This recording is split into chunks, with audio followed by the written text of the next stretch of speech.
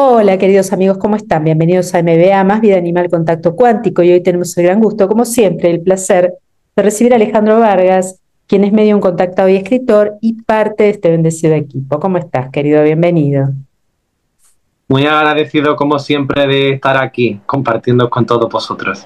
Y los agradecidos somos nosotros por tus excelentes canalizaciones.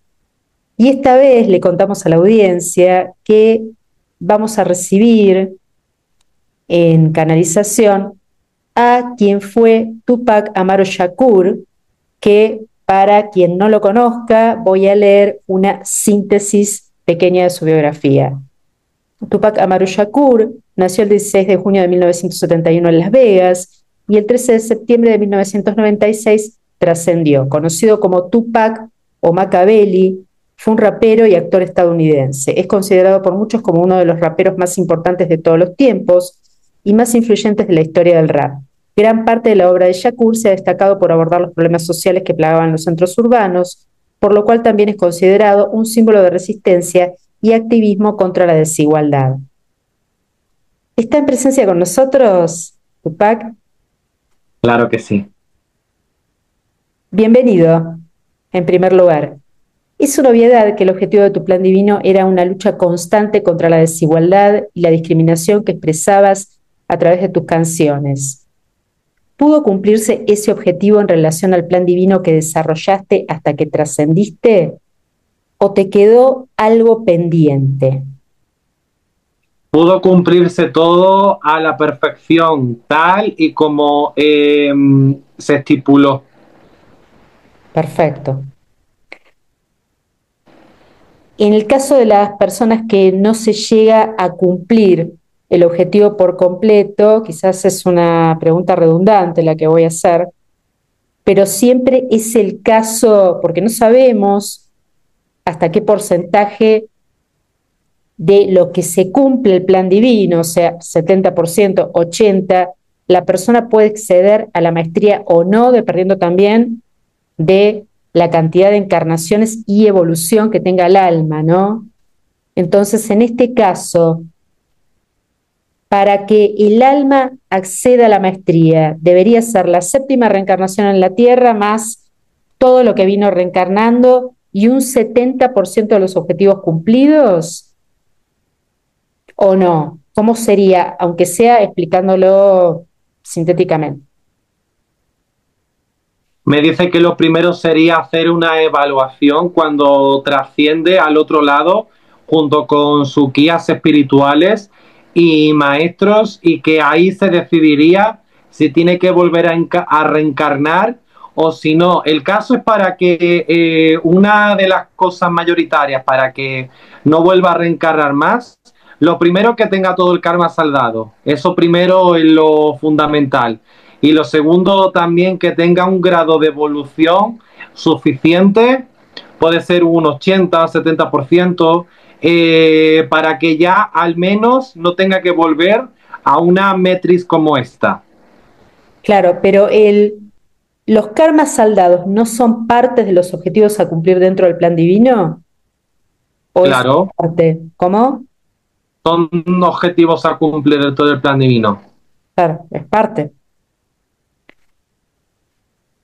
Voy con la biografía nuevamente. En 1991, tras lanzar su primer álbum, Apocalypse Now, se convirtió en una figura central del West Coast hip hop, introduciendo temas sociales en el género en un momento en el que el gangsta rap era la corriente dominante. Shakur alcanzó un mayor éxito comercial y de crítica con sus siguientes álbumes, Strictly for My Niggas, su aclamado por la crítica, y Me Against the World, que ha sido considerado como su obra maestra. ¿Cómo surge Me Against the World? ¿Sentías que tú estabas realmente contra el mundo y como muy por fuera de esta Matrix? Con esa necesidad de no conectar con este planeta, no sentirse identificado, porque él me dice que él miraba siempre por las noches a las estrellas y sentía que no pertenecía a este plano, sentía que pertenecía a otra dimensión, y que esta realidad dimensional no solamente podía existir, que había otras realidades que también coexistían en diversas partes del universo. Y esa canción surge con la necesidad de poder expresar ese sentimiento, poder también darle de alguna manera el mensaje al mundo de que no somos los únicos, que hay también otros planetas, otros lugares, y viene siendo un poquito de todo lo que él quería transmitir en esa canción. Claro. Dice otro párrafo de la biografía: a finales de 1995, después de ser condenado por abuso sexual y ser víctima de un robo y tiroteo, Shakur se involucró fuertemente en la creciente rivalidad entre el hip hop de la costa este y oeste. Su álbum, doble, All Eyes on Me, fue certificado como disco de diamante por la Recording Industry Association of America. Eras perseguido no solo por la fama que tenías, sino por los fuertes mensajes acerca de la discriminación racial en tus canciones y el abuso de poder de la policía contra la gente de color. Sí, porque él estaba luchando con el maltrato y con el abuso infantil hacia los niños y hacia todas las víctimas. Claro, por supuesto. Shakur es uno de los artistas musicales con mayores ventas de todos los tiempos, habiendo vendido más de 75 millones de discos en todo el mundo. En 2002 fue incluido en el Salón de la Fama del Hip Hop y en 2017 fue incluido en el Salón de la Fama del Rock and Roll durante su primer año de elegibilidad. Además, la revista Rolling Stone incluyó a Shakur en su lista de los 100 mejores artistas de todos los tiempos, ocupando el puesto 86. ¿Por qué fuiste tan exitoso en esta encarnación como Tupac Shakur? ¿Fue esta tu última encarnación? ¿Pudiste acceder o no a la maestría? Sí, fue su última reencarnación como Tupac. ¿Accediste a la iluminación y maestría? Sí, Felicidades. Tupac Shakur nació con el nombre de Lisanne Parish Crooks el 16 de junio de 1971 en East Harlem, distrito de Manhattan, en New York, pero fue renombrado a la edad de 1 año en honor a Tupac Amaru, descendiente del último gobernante incaico, Tupac Amaru, quien fue ejecutado en Perú en 1781 luego de su fallida revuelta con el dominio español. La madre de Shakur explicó: quería que tuviera nombre de revolucionario de los pueblos indígenas del mundo, quería que supiera que era parte de la cultura mundial y no de un solo barrio. Tu ex madre terrenal parecía ser una mujer sabia en este sentido, por lo que está diciendo aquí en la frase. ¿Por qué en realidad somos ciudadanos del mundo más allá de la nacionalidad y el barrio al que pertenezcamos? somos unidad. Ese es el mensaje que su ex madre terrenal quería decir. Claro, por eso mismo. Además de, bueno, como ejercía también a través de el Partido de las Panteras Negras, haciendo justicia social, a cada momento tenía problemas con la policía. Una lucha continua realmente.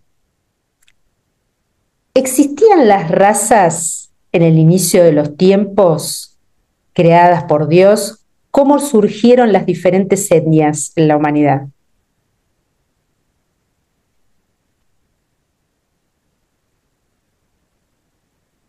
Dice que sí, que existían antes del humano, existían varias razas y existían también bastantes... No me estoy refiriendo a eso.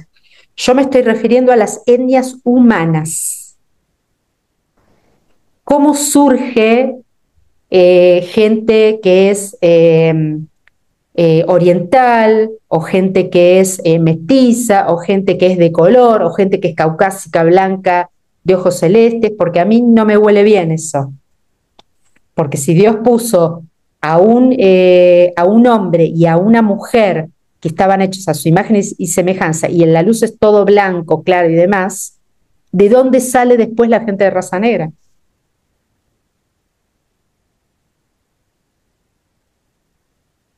No me la responde. Cuando Dios creó a la humanidad, ¿cómo eran las llamas gemelas que colocó en el planeta? ¿Cómo lucían? Blancas, radiantes, con el color rayo dorado y también con el rayo azul. Claro, por supuesto, porque era todo puro. Después se fue contaminando y deformando. Entonces quiere decir que las diferentes etnias que fueron surgiendo fue por contaminación que estuvieron haciendo el maligno y sus secuaces, ¿o no? Exactamente. Por eso, ahí está. Porque todo lo hacen, lo hicieron históricamente para separar, para que estén todos siempre enfrentados unos contra otros. Negros contra blancos, contra judíos contra palestinos, bueno, y así, etcétera, etcétera, como siempre.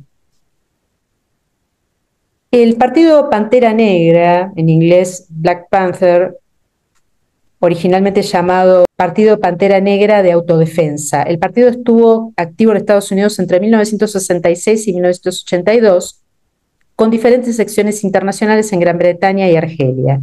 En sus inicios, la práctica principal del Partido de las Panteras Negras eran las patrullas de vigilancia de soldados armados, vigilancia policial, cap watching, que vigilaban el comportamiento de los agentes del Departamento de Policía de Oakland y desafiaban la brutalidad policial en la ciudad. En 1969, diversos programas sociales comunitarios llamados programas de supervivencia se convirtieron en su actividad fundamental. El partido instituyó los programas de desayunos gratuitos para niños para hacer frente a la injusticia alimentaria y clínicas de salud comunitarias para la educación y el tratamiento de enfermedades. Un mes antes del nacimiento de Shakur, su madre fue juzgada en la ciudad de New York como parte del juicio penal contra las 21 panteras. En el juicio tuvo que defenderse a sí misma. Fue absuelta de más de 150 cargos. En resumen, se decía que conspiraba contra el gobierno de los Estados Unidos y monumentos de New York. Otros miembros de la familia que estuvieron más involucrados en el Ejército de Liberación Negra, de los Panteras Negras, fueron condenados por delitos graves y encarcelados. Graves según esta biografía y las mentiras que dice siempre el bando negativo, ¿no? Todos estos delitos de los que se le ocupaba a tu madre eran veraces o muchos inventados debido al activismo social que ejercía a través de este partido. Casi todos inventados.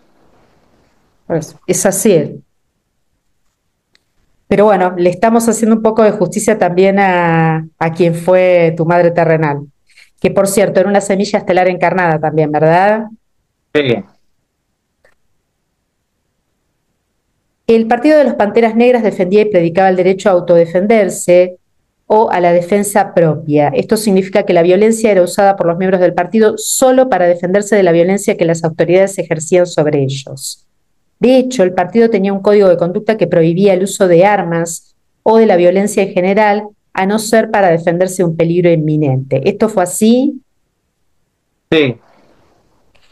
En 1969, el director del FBI, Edgar Hoover, describió al partido como la mayor amenaza para la seguridad interna del país. Desarrolló y supervisó un extenso programa de contrainteligencia, COINTELPRO, de vigilancia, infiltración, perjurio, acoso policial y muchas otras tácticas diseñadas para socavar el liderazgo de las Panteras, incriminar y asesinar a los miembros del partido, desacreditar y criminalizar al partido y agotar los recursos organizativos y la mano de obra. El programa fue responsable del asesinato de Fred Hampton y se le acusa de asesinar a otros miembros de las Panteras Negras, incluidos Mark Clark. ¿Qué nos puedes decir sobre esto? Que todo estaba programado para que eso se hiciera, digamos, para que se cometieran estos asesinatos. Por la verdad que muchos de ellos sabían. Claro, es lo mismo de siempre, queridos amigos. El número de miembros de los Panteras Negras alcanzó su punto álgido en 1970 con oficinas en 68 ciudades, miles de miembros, pero empezó a disminuir en la década siguiente. Después de que sus líderes y miembros fueran vilipendiados por la prensa dominante, como siempre, el apoyo público al partido disminuyó y el grupo se aisló más. Las luchas internas entre los dirigentes del partido, fomentadas en gran medida por la operación Conteilpro del FBI, provocaron expulsiones y deserciones que diezmaron a los miembros. El apoyo popular al partido disminuyó aún más después de los informes sobre las supuestas actividades delictivas del grupo, como el tráfico de drogas y la extorsión a los comerciantes de Oakland. ¿Por qué en este caso particular, a sabiendas de que Dios y los seres de luz no pueden intervenir en el libre albedrío, que esto ya lo sabemos, que el libre albedrío es simplemente ir por un camino de luz o por el contrario, cuando se trata de este tipo de grupos que hacen justicia y sacan la verdad a la luz, no pueden interferir tampoco para que los oscuros, representados en este caso por el FBI, no accionen. No sé si se entiende la pregunta. Me dice que es todo por plan divino.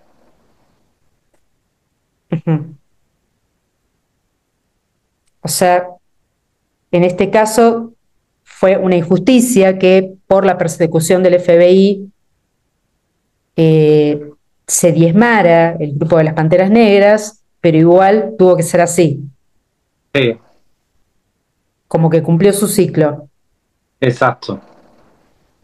El álbum de Tupac, Tupacalypse Now, en alusión a la película Apocalipsis Now de 1979, lanzado en noviembre de 1991, tuvo 3 sencillos. Algunos raperos prominentes como Nas, Eminem, Game y Talib Kweli lo citan como fuente de inspiración. Además de If My Homie Calls, los sencillos Trap y Brenda's Glory Baby describen de forma poética las luchas individuales en la desigualdad socioeconómica. Pero cuando un abogado defensor de Texas, con un joven cliente que le había disparado a un agente estatal, razonó que el acusado, bueno, siempre hay alguien que tiene que estar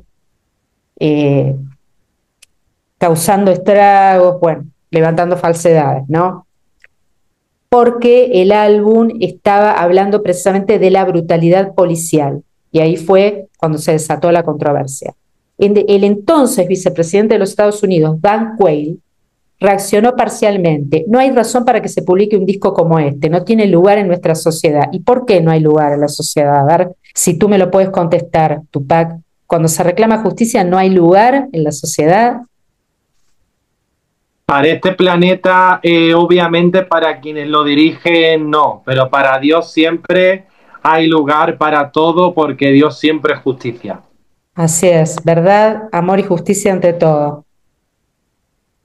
Tú dijiste en ese momento, al enterarte del problema que había surgido con este álbum, solo quería rapear sobre cosas que afectaban a los jóvenes negros. Cuando dije eso no sabía que quedaría atado a tomar todos los golpes contundentes dirigidos a los jóvenes negros, que sería el centro de ataques de los medios a los mismos. En cualquier caso, Tupacalypse Now recibió certificación de oro con 500.000 de copias vendidas. En total, el disco se asienta bien con el rap socialmente consciente, abordando las preocupaciones negras urbanas que aún prevalecían en el rap de ese momento. En la corta vida que tuviste aquí en esta 3D, los mensajes eran contundentes sobre la discriminación, la falta de oportunidades para aquellos que no tenían medios económicos para gozar de una vida digna. ¿Podrías resumir en una palabra o frase tu misión en este sentido? Hacer frente a la oscuridad. Así es. Perfecto. Continúa la biografía. En 1994, Shakur se había pronunciado en contra del matrimonio interracial, motivo por el cual supuestamente rompió su relación con Madonna, mantenida en 1994 y 95, pero se retractó de esos comentarios ya que la propia Khaydada, hija de Quincy Jones, había nacido de un matrimonio interracial, quien era novia de Shakur en ese momento. Fue ella quien lo acompañó durante su muerte. Algunas de las letras de las canciones de Shakur sugieren una creencia en un Dios, quizás en un sentido deísta. Aparentemente no creía en el cielo y el infierno, como se lo representa, tal vez creía en el karma. ¿Cómo era tu relación con Dios? ¿Cómo era tu relación con Dios? Porque la biografía dice que no creías en el cielo y el infierno, o porque realmente sabías que el infierno no existe. Porque él se relacionaba con Dios a su manera, él se relacionaba con Dios a como realmente era, no se relacionaba con el Dios de las religiones, porque Dios no es un Dios de religiones, Dios es un Dios de libertad, de amor, de justicia y sobre todo Dios siempre es un amigo fiel. No es un juez que castiga ni es un juez que condena, tal y como nos ha hecho creer la humanidad. A eso es lo que él se refería en su relación con Dios. Por supuesto, y lo seguiremos repitiendo, ¿no? Que Dios no tiene nada que ver con las religiones. El 22 de agosto de 1992, Shakur se presentó en un festival de aire libre en Marin City y una hora después aproximadamente firmó autógrafos y se fue. Presuntamente estalló el conflicto. Shakur dejó caer una pistola con Mustang portada legalmente, pero alguien que estaba con él la recogió y la disparó accidentalmente a unos 100 o 90 metros. Un niño de 6 años, Quaid Walker Till, recibió un disparo mortal en la frente mientras andaba en su bicicleta en el patio de una escuela. La policía encontró una coincidencia entre la bala y la pistola calibre 38 registrada a nombre de Shakur. Su hermanastro, Maurice Harding, fue arrestado, pero no se presentaron cargos puesto que la falta de testigos obstaculizó la acusación. En 1995, la madre de Quaid presentó una demanda por homicidio culposo contra Shakur y se resolvió por un acuerdo de X dinero. Esto fue una situación kármica en la cual, si bien tú no asesinaste al niño y fue un disparo por accidente, estuviste indirectamente involucrado. ¿Qué habían pactado tú y tu hermano con el alma de este niño? Era un karma a saldar que se tenía que resolver de vidas anteriores. El 29 de noviembre de 1994, Shakur estaba en New York grabando unos versos para un mixtape de Ron G y fue distraído varias veces por llamadas del representante musical James Jimmy Henchman Rosemont, quien presuntamente le había ofrecido $7,000 para que pasara por los White Studios en Times Square esa noche y grabara un verso para su cliente Little John. Shakur estaba desconfiado, pero como necesitaba dinero para compensar sus costos legales cada vez mayores, aceptó el trabajo. Al llegar al vestíbulo del estudio con Stretch y uno o dos sujetos más, 3 hombres iniciaron un robo a mano armada y Shakur fue baleado tras resistirse. Luego del incidente, Shakur especuló que el motivo principal del asalto era balearlo. Esto fue así, intentaron matarte en ese momento y no pudieron. Claro, porque no estaba pactado en ese momento. Claro. Bueno, pero ¿por qué eran las disputas? Que lo iba a preguntar más adelante, pero ya que estamos, lo pregunto ahora. ¿A qué se debió? Ahora vamos a ir, voy a mencionar cómo fue que te asesinaron, pero ¿nos puedes decir a qué se debió tu asesinato en particular? A que estaba denunciando a través de sus canciones la pedofilia. Claro, lo cual era evidente. Alrededor de las 23 de la noche, unos policías en bicicleta detuvieron el vehículo en Las Vegas Boulevard por el alto volumen de su música y la falta de matrículas.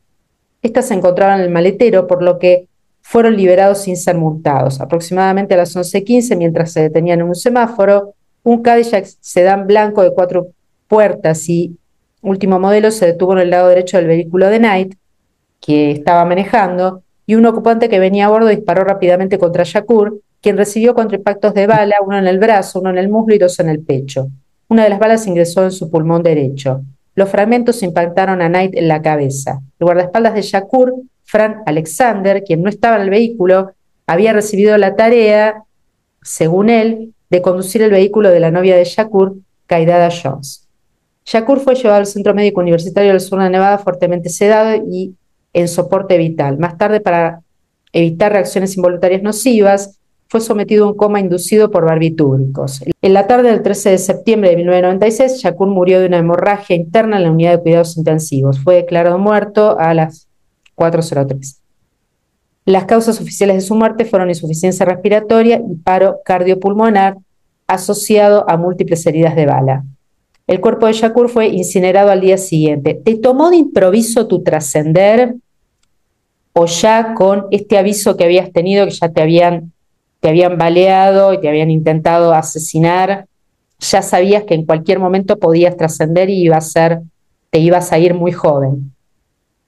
Sabía que ya en cualquier momento le podía pasar lo que le pasó. Es como que ya había recibido amenazas.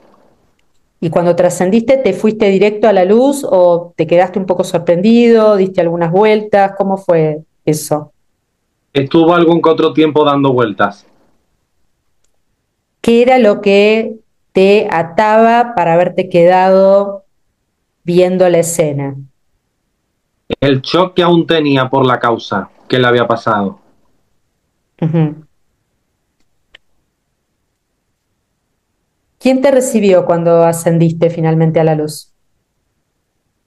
Su exabuela terrenal. Urbanito.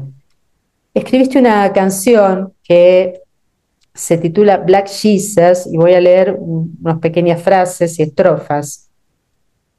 Dice en parte: hago mi tiroteo en una pesadilla rezando a Dios por mi escuadrón, atrapado en una pesadilla con la posibilidad de que le importe. Aunque los tiempos son difíciles, frente a todas las posibilidades juego mis cartas.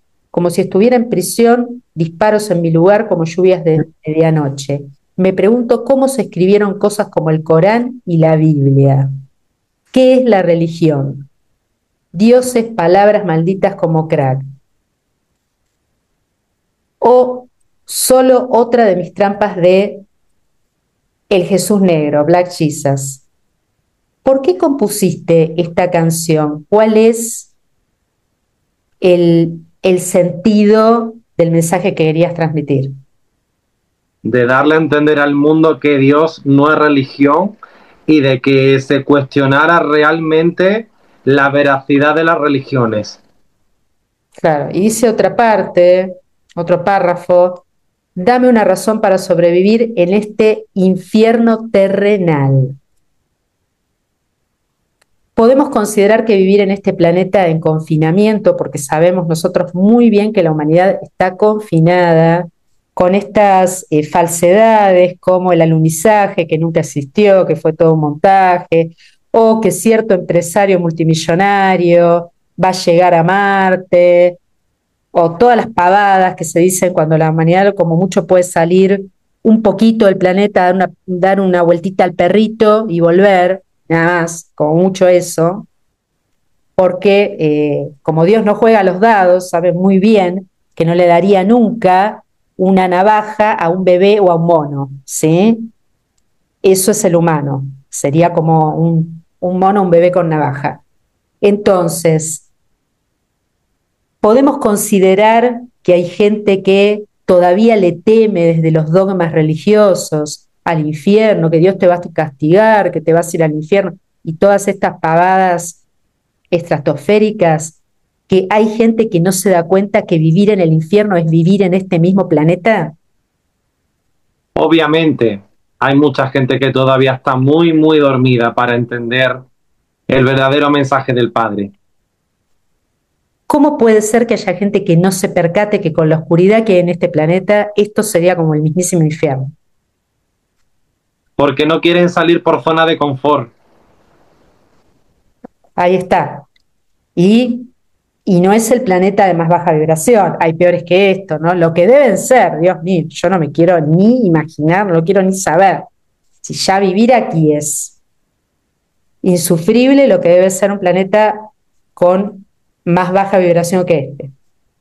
Según el periodista musical Chuck Phillips, el artista fallecido había ayudado a elevar el rap de una cruda moda callejera a una compleja forma de arte, preparando el escenario para el actual fenómeno global del hip hop.